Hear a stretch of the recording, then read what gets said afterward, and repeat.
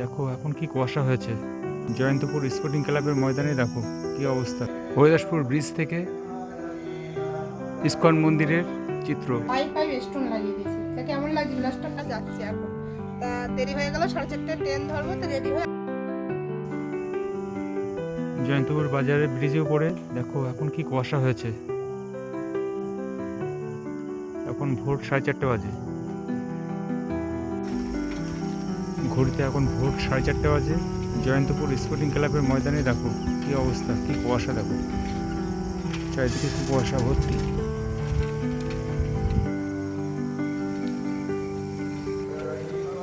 Haridaspur bridge থেকে ISKCON মন্দিরের চিত্র। এখন ঘড়িতে সময় 5টা, সকাল 5টা। এখন অনুষ্ঠান চলছে, বছরে একবার এখানে অনুষ্ঠান হয় পঞ্চম দোল উপলক্ষে। দেখো কত সুন্দর লাইটে সেজে উঠেছে। ক্যাপ্টাল কাছে কত সুন্দর ফুল এসছে, দেখো দেখো লাল লাল ফুল হয়েছে, কত সুন্দর।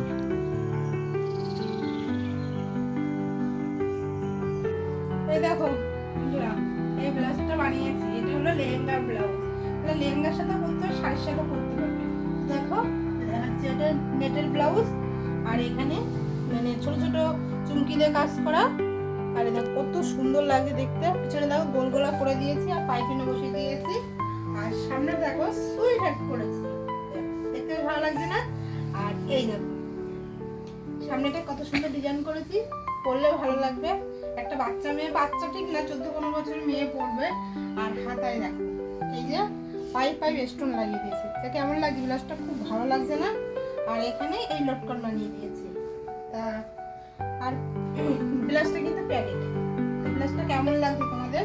আমার তো ভীষণ ভালো লাগছে। আশা করি কাস্টমার এরকমই ডিজাইন আমাকে করতে বলেছিল, তা আমি সেম সেম ডিজাইনই করে দিয়েছি।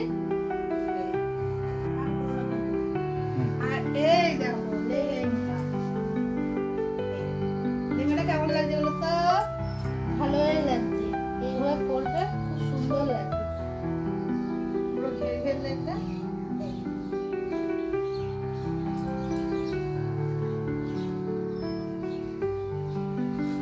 প্রচুর ঘের, এই দেখো অনেক ঘের।